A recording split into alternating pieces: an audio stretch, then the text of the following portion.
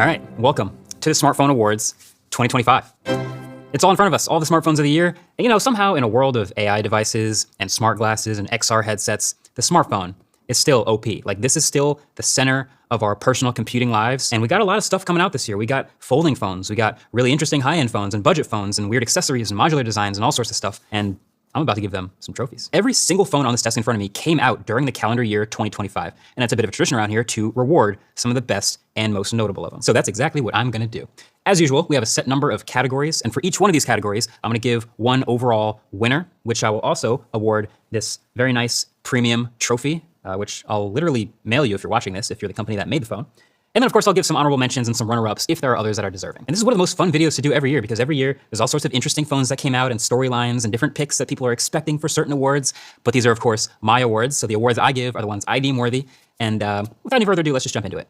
First category, best big phone. Now I've been doing this show a long time, and back when I first made this category, it was when there were like several distinct sizes of phones. Like there was normal phones, there were small phones, and there was huge phones like phablets. Nowadays though, every phone is big, but that's not stopping me from still awarding the huge phone that makes the most of it. So if you're gonna carry a gigantic phone in your pocket, you might as well make the most use of that space. A runner-up that I wanna give at least a mention to is this one over here. This is the Oppo Find X9 Pro. This is a 6.8-inch screen size and packs in a huge triple camera system on the back, including a 200 megapixel telephoto sensor. There's a ton of RAM and storage, there's a custom button, they put the camera control in there from the iPhone, and there's a giant 7,500 milliamp hour silicon carbon battery, which is ridiculous. It's an awesome phone, it's very big, but not enough to win this award. The winner is gonna go to this guy. This is the Xiaomi 17 Pro Max.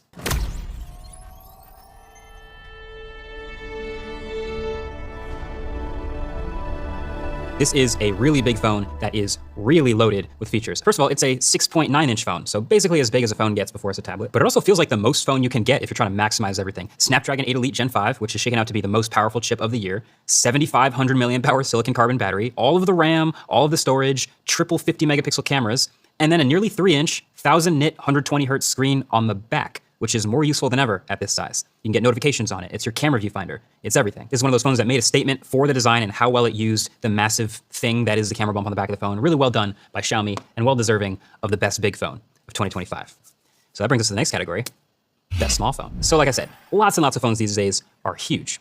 And it's been a while since I killed a category, but I don't want to do it with this one because I feel like it's more important than ever to reward the ones that are actually doing the most with the least amount of space because it's so rare now. And so last year, the small flagship phone basically went extinct. There are no really good flagships with an under 6-inch screen anymore. So the winner last year was a 6.1-inch display. Nowadays, even that is rare. So now the phones that are shooting for that throne are in like the 6.3-inch screen size territory. So here's a good example. This phone I really liked. This is the OnePlus 13S. S for small, allegedly. And it did a lot of things great. Pretty simple, small, strong, and slick design, smooth, and smart software. Sorry, I'm overdoing the S thing again, but that wasn't quite enough to win this award. We also had phones like the iPhone 17 and 17 Pro, which had 6.3-inch screens roughly. That didn't win. We had the Xiaomi 17 Pro, the smaller one. But you know, I think it's about time to make a bit of a statement with this category, because if slab phones aren't gonna do it, then I feel like we should reward the phone that's actually trying to do something to be smaller. And so the winner of the best small phone this year is this, the Samsung Galaxy Z Flip 7. So Samsung has been on this path where they're kind of slowly refining all of their phones year over year now, which makes the flagship phones kind of feel like they're not really doing too much, but that's paying off dividends for these foldables. Because this phone is now a 6.9-inch full-size smartphone when it's unfolded, which is massive, but now more than ever, you can use this phone when it's folded in half, which doesn't just make it easier to pocket, but it also lets you use the full 4.1-inch corner-to-corner cover screen a lot more. And I actually found myself doing that. I was managing notifications, texting people back, and handling critical stuff, but not ever really getting distracted into doom scrolling or mindless smartphone usage like I would on a normal phone. It's like this was a perfect amount of useful as a small phone, and then it always had a full-size smartphone lurking underneath if you needed it. But definitely worthy of the best small phone. I think you could argue all day between the folding and flipping form factors, like which one's better for most people, which one's more utility.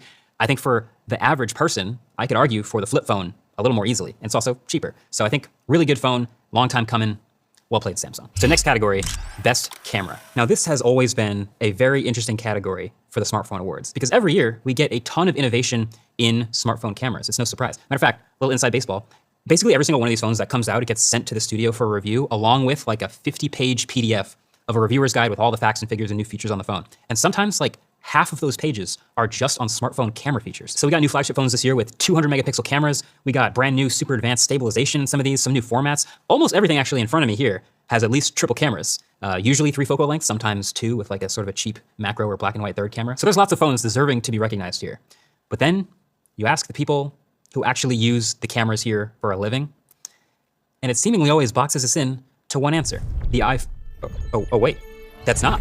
Oh, would you look at that? The 2025 camera winner is the Oppo Find X9 Pro. This phone did basically everything right in the camera department, in my opinion. It's got, well, actually 4 cameras on the back here, but a 50 megapixel main camera, a 50 megapixel ultra wide, a 200 megapixel telephoto camera, and they put out consistently great photos, great sharpness and dynamic range, really good color calibration. That was a really good base. And then all the little intangibles too, like a really quick responsive camera app, quick focus, and the confidence that gives you to successfully get harder shots, especially when punching way in with the zoom, thanks to the resolution on that periscope camera. And then they just loaded it up with a ton of extra features that honestly sometimes work, sometimes don't, but like it's cool to have them if you want. Like there's the stage lighting mode, so if it detects you're taking a photo during a concert, it can change the lighting to look kind of nice. Also, the 4th sensor back here is a true color sensor, which does a lot of work to help you get accurate colors in more challenging lighting situations. And they also just straight up copied Apple's camera control for what it's worth. Not actually worth very much, but it's there. It also has good portrait mode, and it has good night mode, and very respectable film emulation. And also, you know how most of these on the table, 48, 50, 100 megapixel sensors are mostly giving you binned down 12 megapixel shots? Not this one. This one's giving you, if the lighting is good enough, 50 megapixel shots from every shot, every time. And somehow, it doesn't sacrifice much in the video department either. It will do 4K, 120 FPS, Dolby Vision, it'll do log, and the microphones are pretty good too. And then on top of all of that, they also made this, which is an attachment lens, a Hasselblad telephoto attachment that you put the case on the back of the phone, you attach this to the case, and then this turns into a 10x optical zoom on this already really good 200 megapixel telephoto that takes sometimes shockingly usable, really good far zoom shots just for fun. So yeah, this has the fundamentals and the fun, the numbers and the look. Like this is an incredibly well-rounded smartphone camera, well-deserved, and also happens to be a really good phone in other ways too. So Oppo Find X9 Pro, well-deserving, camera of the year. And then my runner-up is, in fact, the iPhone 17 Pro, which also leveled up again this year, both in the photo and video departments. The larger main sensor looks really good. They also bumped to a 4x telephoto, which I think is the right move. And these iPhones are still the undisputed king of video. Like it's not even really up for debate. If you want the most compatible, best looking, easiest, most consistent video in the biggest variety of situations, especially with social media apps, you just get the Pro iPhone. Like the Pro iPhone's getting Genlock support this year is all the proof you really need that the target demographic for people who shoot video with iPhones is more locked in than anyone else. They take it very seriously. And that's why this is the king of video. So that's my runner-up for smartphone camera. And I also want to give one more shout out to the Vivo X300 Pro, came out late this year. Also ridiculously good cameras, really, really impressive sensors and huge sensors, just not quite as refined as I thought they were going to be. The bokeh sometimes looks a little weird, the backgrounds and the blur, a little off, but like tons of detail in every shot and really respectable performance again, because last year the X200 Pro was excellent. So shout out to the X300 Pro. All right, next category, the Value Award. And yeah, here we are. This is always one of the most competitive categories because in the battle of giving you the most for the least, that's where the customers are, of course, but also that's the most challenging as far as development. And the thing about these phones, like they're all really good. You can't really get a terrible phone, but when you go super, super low in price, sometimes it feels like just trying not to get the phone that sucks at the thing that you really like. So like you might get a super cheap phone, but at least the camera doesn't suck because I like taking pictures. But my winner is one that I found didn't really suck at anything, which was really nice. It was just a result of an extremely aggressive pricing strategy from this company. Yeah, this is my winner.